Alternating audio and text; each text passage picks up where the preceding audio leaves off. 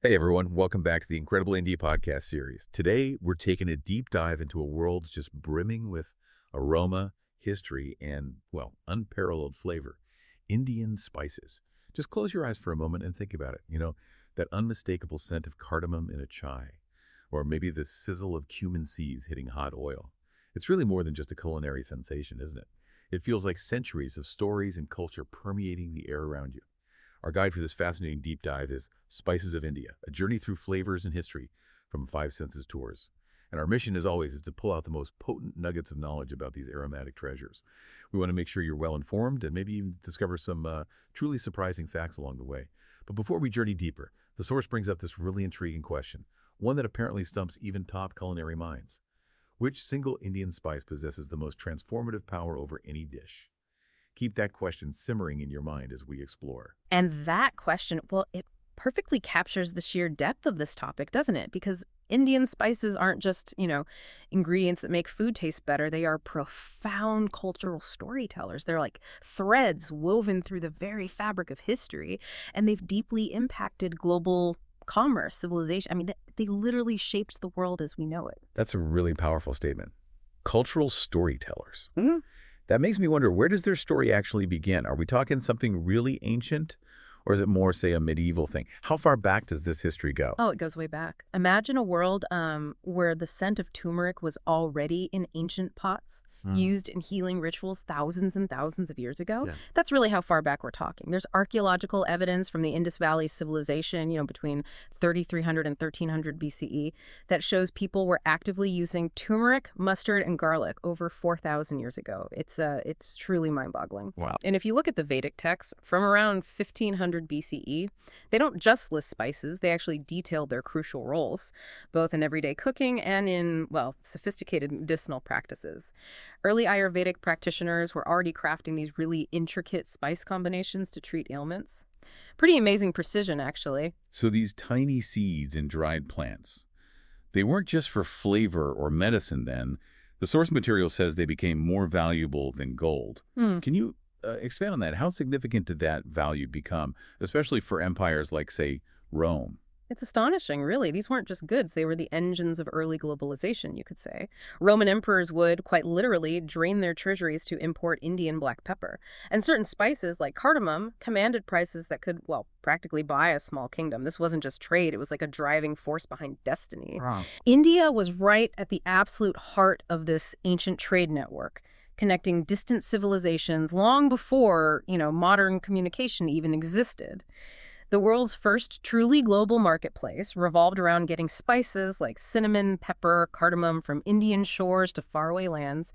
Initially, it was Arab traders who controlled these incredibly lucrative routes.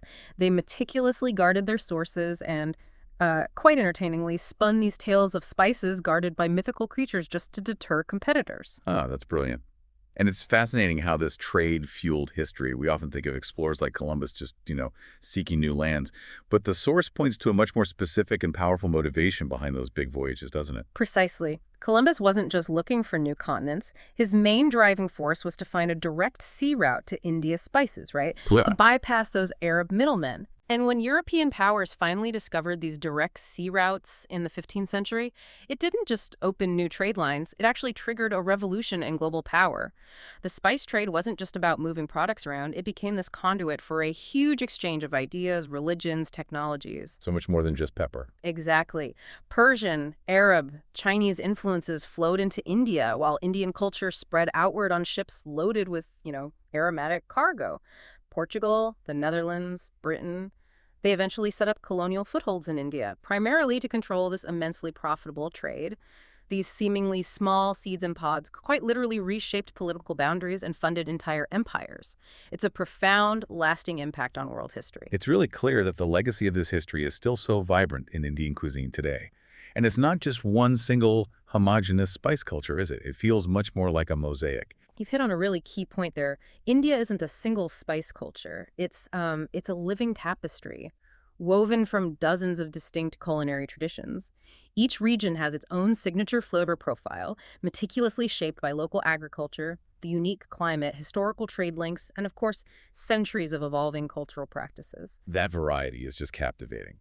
Let's maybe journey through some examples because the differences are quite remarkable. Up in the north, especially in regions with cooler climates, you find those warming spices like cardamom, cinnamon, cloves are really prevalent. Kashmir, for instance, have this unique reliance on fennel, ginger, and dried marigold. It creates a really distinctively fragrant, comforting profile. Then in Punjab, you'll find a generous use of ghee and whole spices, bringing this wonderful richness. Right. And then as you move south, coastal Kerala really embraces black pepper, cardamom, and coconut, often in lighter preparations. Tamil cuisine stands out with fenugreek, curry leaves, and asafoetida. And those coastal areas, they're famous for their specific papu or tadka tempering technique, where mustard seeds and curry leaves crackle away in hot oil. You can almost smell it. And the culinary journey continues eastward. Bengali cooking is famous for its panchphoron, that five-spice blend, nigella, fenugreek, cumin, black mustard, fennel. They use it whole, often bloomed in mustard oil, which creates this very distinctive sweet-savory balance. Interesting. By contrast, Oriya cuisine is often known for its elegant restraint. And then in the West, Gujarati cuisine strikes this fascinating sweet, salty, spicy, sour balance. They frequently incorporate jaggery or sugar alongside unique blends like Val, which really captures that regional taste. And Maharashtra. Maharashtrian cuisine brings a bold heat with its signature kala masala, and the coastal regions use the unique tang of kokum and tamarind quite a bit. It truly shows how spices just transcend the kitchen in India. They seem woven into the very fabric of spiritual and cultural life, too. Absolutely. Take turmeric, for instance. With its vibrant golden color, it's indispensable in Hindu wedding ceremonies, particularly the Haldi ceremony. It symbolizes prosperity, purification, good fortune. Buddhist and Jain traditions also embrace certain spices for their medicinal properties, which aligns with their principles of holistic health and compassion. That makes sense. And you'll find many temples using specific fragrant spice combinations in their sacred incense. They create these distinctive aromas that are really integral to worship. Beyond religious rituals, spices mark major life transitions too. New mothers often receive specially prepared spice mixtures to help restore strength and vitality. And different regions celebrate harvests, new beginnings, traditional festivals with their own signature spice-infused dishes. Each one carries generations of meaning. That's really fascinating. Okay, now let's talk about the bedrock, the real core players. What are the absolute foundational spices that pretty much every Indian kitchen relies on to build those incredible flavors? Well, we can start with what many people call the Holy Trinity: cumin, coriander, and turmeric. Cumin, or jeera, delivers that deep, earthy, nutty punch. It's unmistakable in everything from, comforting dolls to fragrant biryanis. And if you take the time to dry roast it before grinding, the aroma that fills your kitchen is just magical. Okay. Coriander seeds are cumin's perfect counterpart. They're lighter, subtly citrusy, and sweet. And trust me on this. The difference between a jar of store-bought coriander powder and what you get from freshly ground seeds, well, it's night and day. I believe it. Then, of course, there's turmeric, the golden superhero of Indian cooking. Beyond its vibrant color, it's been revered for centuries in Ayurvedic medicine for its profound healing properties. Ask any Indian grandmother, and she'll probably tell you warm turmeric milk is the remedy for pretty much everything, from a cold to a broken heart. Classic. And when we talk about the heat masters, it's clearly not just about pure fire, is it? There seems to be a whole spectrum. We have different varieties of chili, like the Kashmiri chili, which is prized for that brilliant red color but without overwhelming heat. Or fresh green chilies that bring a sharp, bright heat. And then there's the infamous ghost pepper, the Bhuj Jolokia from northeast India. Used to be the world's hottest. Right, quite a range. Yeah. And black pepper, which is often underestimated, I think, offers this crucial, complex heat that builds slowly. It adds real depth. Then we move to the aromatic treasures. Green cardamom pods, those tiny, fragrant flavor bombs. They're the secret behind the intoxicating aroma of a perfect biryani and the comforting warmth of masala chai. Love cardamom. Yeah, just crack them slightly before you use them, and they release their complex, floral, almost resinous notes. Cinnamon sticks infuse rice dishes and desserts with that distinct, sweet, woody warmth. The Indian cassia variety often packs a stronger, bolder punch than its Ceylon cousin. And cloves? They might be tiny, but they're mighty flavor anchors in many spice blends, like garam masala. Their intense, almost numbing quality provides this beautiful counterpoint cutting through rich dishes. Right. And let's not forget the rare and precious ones. They add such unique character. Yeah. Saffron threads, for example, costing more than gold by weight, apparently. Yeah. They contribute that distinct floral, subtly honey-like flavor and beautiful golden hue to festive dishes, biryani, desserts. Exactly. And the finest, most potent saffron, as the source tells us, comes from the valleys of Kashmir. Then there's asafoetida, or it might initially smell a bit pungent when raw, maybe like old socks. Huh. But a tiny pinch bloomed in hot oil undergoes this incredible transformation. It unleashes a potent onion garlic flavor bomb. It's absolutely crucial in Jain cooking, where onions and garlic are traditionally avoided. Fascinating. And finally, ajwain seeds. They look like tiny cumin seeds, but taste like super concentrated thyme. They're celebrated for their magical digestive properties, often added to lentil and bean dishes to, well, prevent gas. Very useful. Now, when we talk about the true art of Indian cooking, we absolutely have to delve into spice blends, especially garam masala. It's not one single recipe. There are literally thousands of variations. Every family in India, every chef often guards their blend like a precious secret passed down through generations. Like a family heirloom? Pretty much. And the importance of adding it right at the end of cooking to preserve those delicate, volatile, aromatic oils is paramount. The source makes it really clear. The superior flavor of making your own garam masala freshly ground versus what's often called that generic spice dust from the store, well, it's undeniable. And it's not just garam masala, right? There's so many other regional blends that tell their own unique story, like Bengal's Panch Phoron, the complex sambar powder from the south, or those fiery vindaloo masalas from Goa. Exactly. Each one is a specific symphony of flavors. And then there's tempering, or tadka, which I think is just the magical first step in so much Indian cooking. Explain that a bit more. It's when you add whole spices into hot oil or ghee right at the very beginning of making a dish. As those mustard seeds pop and the cumin sizzles, the hot oil meticulously extracts all those aromatic compounds. It essentially turns up the volume on the flavor profile of your entire dish. It's a simple but really transformative technique. You can easily try it at home. How would you do that? Just heat a little ghee or oil until it shimmers, then carefully add your chosen whole spices. Listen for that delightful sizzle and pop. That's the magic happening right there. That's a genuinely invaluable tip. And the source also talks about the differences between dry roasting versus oil infusion methods. Right. Dry roasting, where you toast spices in a dry pan, brings out those deep, nutty, toasted flavors. It's perfect for preparing complex spice blends. Oil infusion, like the tadka we just talked about, creates a softer, more dispersed aromatic flavor that kind of permeates the whole dish from the start. So the technique you choose really changes the final taste. It fundamentally transforms the final taste and character of your food, yeah. And then there's the subtle yet profound art of balancing flavors for perfect harmony. Indian cooking isn't just about piling on the heat. It's a really sophisticated dance between the 6 tastes: sweet, sour, salty, bitter, pungent, and astringent. Okay, so how do you troubleshoot? Say your curry is a bit flat. Well, if it's too hot, a dollop of yogurt or a touch of coconut milk can mellow it out. Too bland. A squeeze of fresh lemon juice or maybe a pinch of amchur, that's dried mango powder, can lift it right up. Too acidic. A touch of jaggery or sugar can harmonize it. Missing depth. A pinch of freshly ground garam masala right at the end can provide that missing layer. That's useful. And the power of khattas, the souring agents like tamarind and kokum, they don't just add sourness, they actually brighten and enhance all the other flavors. And of course, salt, often overlooked, but crucial, it amplifies everything. Okay, and finally, a super practical tip for anyone really looking to up their spice game: storage secrets for maximum potency. That dusty spice jar that's been sitting in the pantry for like 3 years, the source calls it fancy-smelling sawdust, which is quite vivid. Huh. Yeah, it's true though. Ground spices, while convenient, lose their potency really rapidly. Ideally, you want to use them within about 6 months. Whole spices fare much better. They can last up to 2 years. The key is airtight containers. Away from heat, direct light, and moisture. Glass containers are generally better than plastic. Good to know. And for a real game changer, consider small batch grinding your whole spices as you need them, or even freezing whole seeds like cumin and coriander that can maintain their vibrant potency for ages. Okay, shifting gears a bit, moving from the kitchen to wellness. Ancient Ayurvedic wisdom really highlights how spices are viewed as serious medicine in India, doesn't it? Oh, absolutely.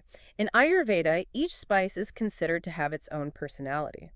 It's characterized by its taste, its inherent energy, whether it's heating or cooling, and its post-digestive effect.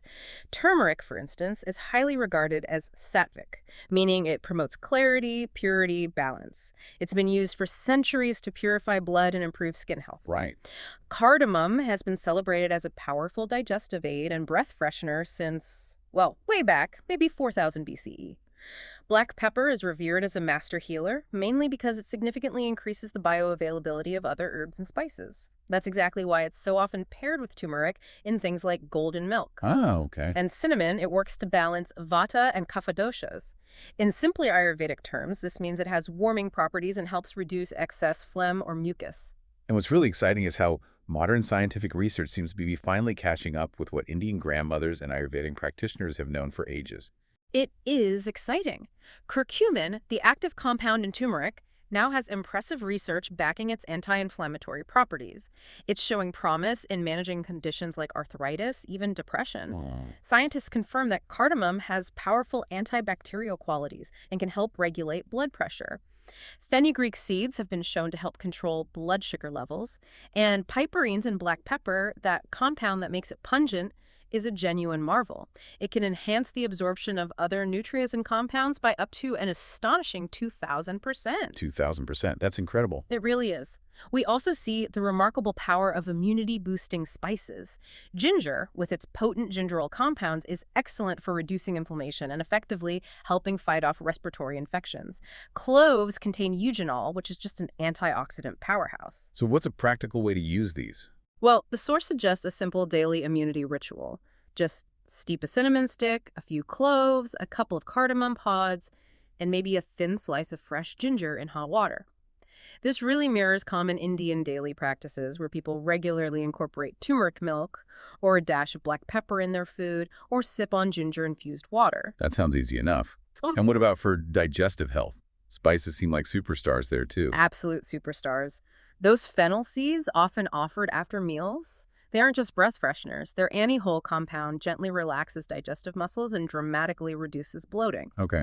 Cumin is arguably the ultimate digestive champion. It stimulates enzymes, significantly reduces gas. Capsaicin in chilies, in moderation, stimulates digestive fluids and boosts metabolism.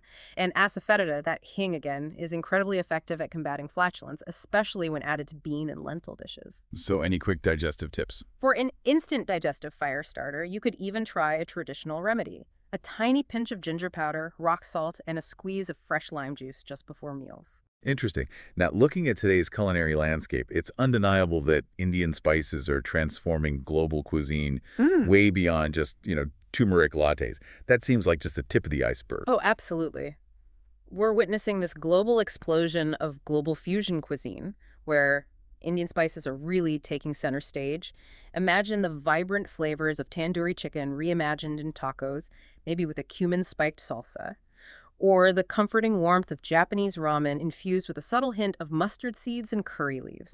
Sounds good. It's not just about trend chasing. It feels like a genuine appreciation for the depth and complexity Indian spices can bring to any dish, really, regardless of its origin. And there's also a really inspiring movement towards sustainable farming and ethical sourcing within the spice industry, right? Yes, definitely. Small-scale farmers in India are increasingly embracing organic methods, which is great, and some forward-thinking companies are cutting out the middlemen to ensure farmers are paid fairly for their incredible produce. That's important. It is. It not only results in higher quality, more potent spices, but also genuinely improves the lives of the farming communities. Even climate change is being tackled with adaptive farming techniques to ensure these precious spices continue to thrive. That's good to hear. We're also seeing this fascinating rise in specialty spice markets and artisanal producers. There's a growing obsession among chefs and home cooks alike with single-origin, premium, freshly ground spices. The source beautifully highlights individuals like Sandeep Goyal from Rajasthan, who painstakingly hand-grinds heirloom chili varieties using traditional stone methods, preserving these ancient flavors. Wow. People are truly discovering that, a pinch of freshly ground cardamom from Kerala creates a magic in their cooking that those dusty pre-ground versions just cannot touch. It's really a renaissance for quality. And this whole incredible global movement is being amplified by the digital age, isn't it? Yeah. Social media seems huge here. Absolutely. Platforms like YouTube, TikTok, hashtags like hashtag Indian spices getting billions of views. They've transformed spices into cultural icons. They're democratizing knowledge, bringing these vibrant flavors and techniques to kitchens all over the world, and perhaps most importantly, helping diaspora communities reconnect with their rich culinary heritage, honoring tradition while also embracing exciting innovation. That's a great point. So, to sort of summarize this incredible deep dive, Indian spices truly represent so much more than just culinary ingredients. What do you Yeah. say? They embody centuries of tradition, complex global trade, profound cultural exchange. They offer both extraordinary culinary experiences, transforming simple dishes into masterpieces, and remarkable health benefits. A wisdom recognized by ancient practices long before modern science caught on. Yeah. Each region across India tells its own unique story through its characteristic evolving use of spices. It's really a testament to their enduring power. We really hope this encourages you to experiment with these flavorful treasures in your own kitchen. Maybe start small, perhaps try blooming a few whole spices in oil like we discussed, or try a simple homemade spice blend. Then you can gradually expand your spice repertoire. Your spice cabinet can really become a gateway to this incredibly rich heritage, bringing both exceptional taste and surprising wellness benefits to your everyday meals. So thinking back to the start, given everything we've explored about the history, the health benefits, the regional variations, what single spice do you now think has the most transformative power in the kitchen? Or maybe even in your life? Something to ponder. And on a practical note, if you decide to travel to India, we do have a recommendation.